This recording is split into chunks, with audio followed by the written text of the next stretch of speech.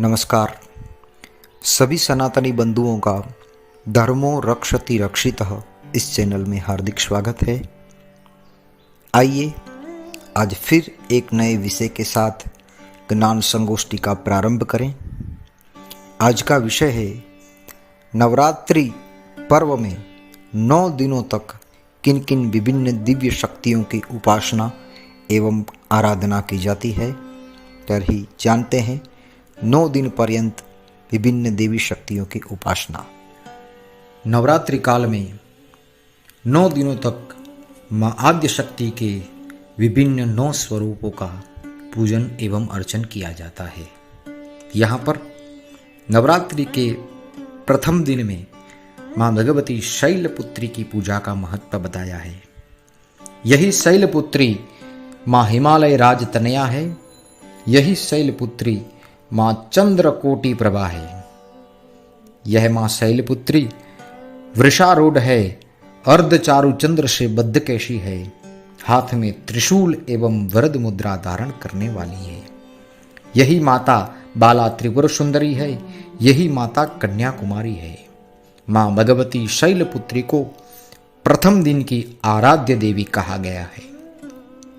इस प्रथम दिन में माँ भगवती शैलपुत्री की पूजा अर्चना एवं ध्यान इस प्रकार करें। वंदे वांछित लाभाय चंद्रार्ध कृत शेखराम वृषारूढ़ां शूलधरां शैलपुत्रीं यशस्विनीं शैलपुत्रीं यशस्विनीं। माँ शैलपुत्री को वंदन करते हुए द्वितीय दिन की आराध्य देवी माँ भगवती ब्रह्मचारिणी है। यही माँ भगवती ब्रह्मचारिणी जप मालिका एवं कमंडलू को धारण करने वाली है। यही गुरु स्वरूप अंबिका है और यही माँ भगवती ब्रह्मचारिणी ज्ञानानंद प्रदान करने वाली है। आप ही गायत्री है और आप ही बाला त्रिपुर सुंदरी का स्वरूप है। माँ भगवती ब्रह्मचारिणी ने अनंत काल तक भगवान शिव स्वरूप की प्राप्ति हेतु तपस्या की थी। अतः माँ के इस स्वरूप को ब्रह्मचारिणी नाम से संबोधा गया है। माँ की प्रार्थना इस प्रकार करे। दधानाकर पद्माभ्याम अक्षमाला कमंडलुम देवी प्रसीदतु मयि ब्रह्मचारिण्यनुत्तमा ब्रह्मचारिण्यनुत्तमा। इस प्रकार माँ ब्रह्मचारिणी की स्तुति करते तृतीय दिन की आराध्य देवी माँ भगवती चंद्रघंटा को कहा गया है। यही माँ चंद्रघंटा लावण्यमयी मूर्ति है। त्रिलोचनधारी अपने 10 भुजाओं में विविध दिव्यास्त्र को धारण करते हुए वरद मुद्रा प्रदान करती है। चंद्रघंटा ने अपने नाद ब्रह्म से समग्र ब्रह्मांड को विस्मित किया है। मां चंद्रघंटा अपने सभी साधकों के विघ्न एवं भय को दूर करती है। सिंह वाहिनी होकर उग्रवीर के साथ होकर शत्रुओं का नाश करने वाली यही देवी चंद्रघंटा है।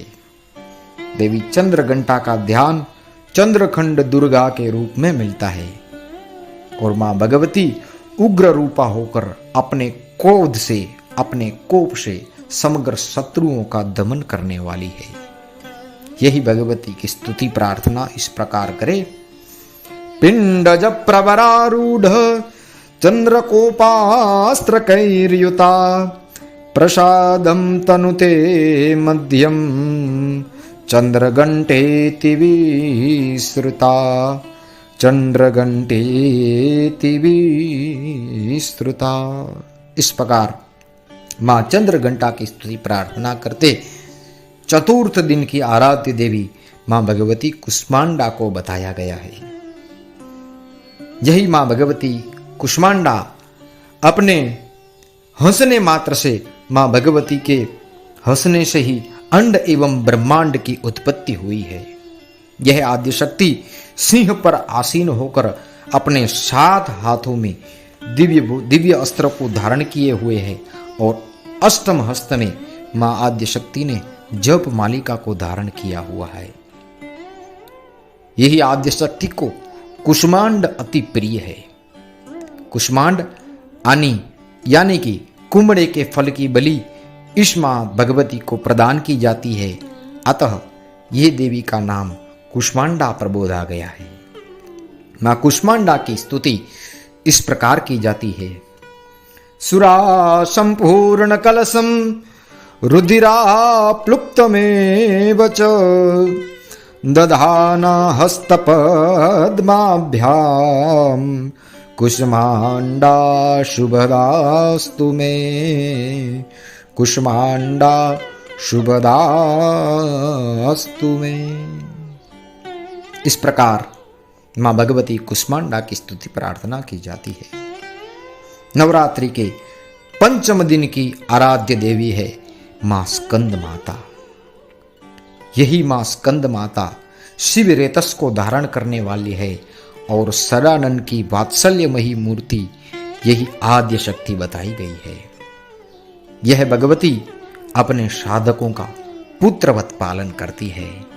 जैसे मां पार्वती ने अपने पुत्र स्कंद यानी कि कार्तिकेय का पालन किया था, उसी प्रकार यही स्कंद माता अपने सभी साधकों को पुत्रवत पालन करती है।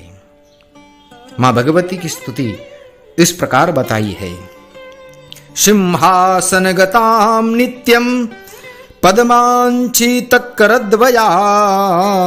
शुभदास्तु सदा देवी स्कंदमाता यशस्विनीं, स्कंदमाता यशस्विनीं।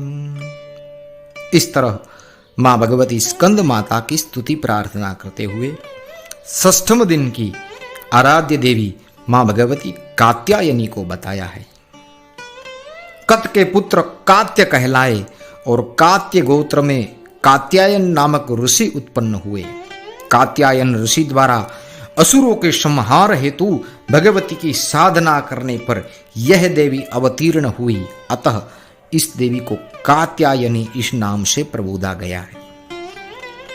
गोपियों ने भी भगवान कृष्ण को पाने हेतु इन्हीं कात्यायनी देवी की मार्गशीर्ष मास में कालिंदी यानी कि मां यमुना के तीर पर स्तुति प्रार्थना स्तुति अर्चना की थी और भगवान कृष्ण के परम तत्व को उन्होंने प्राप्त किया था।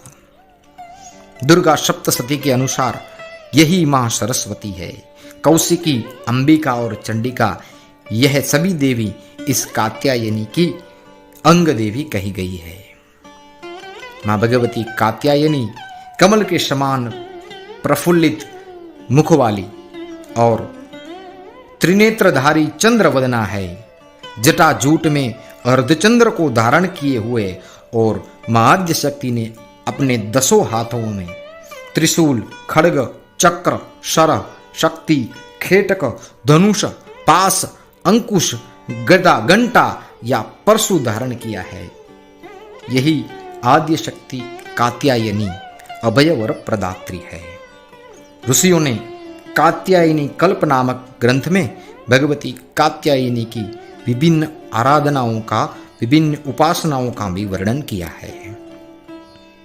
इन्हीं मां कात्यायनी की स्तुति इस प्रकार करते हैं। चंद्रहासोज्ज्वल करा शार्दूल वरवाहना कात्यायनी शुभम दद्यात् देवी दानवघातिनी, देवी दानवघातिनी। इस तरह मां कात्यायनी की पूजा करके सप्तम दिन की आराध्य देवी मां भगवती कालरात्रि को बताया गया है। यही कालरात्रि महानिष्ठा की अधिष्ठात्री देवी कही गई है। विष्णु की योग माया यही देवी है। यही मां कालरात्रि ने सम्मोहित कर मधु कैटभ का संहार किया था। ऋषियों ने इस भगवती की प्रार्थना करते हुए कहा है, आप ही काल की काल है, आदि काल स्वरूपा यही मां कालरात्रि है। दानव गणों तथा कुवृत्तियों के नाश हेतु आपकी उपासना अत्यंत शुभ है। यह मां भगवती कृष्ण वर्णा है, ऊर्ध्वकेशी है तथा विकराल विस्फाटित नेत्र वाली मां भगवती कालरात्रि के नासिका के श्वास प्रश्वास से असंख्य अग्निज्वालाएं प्रकट हो रही है।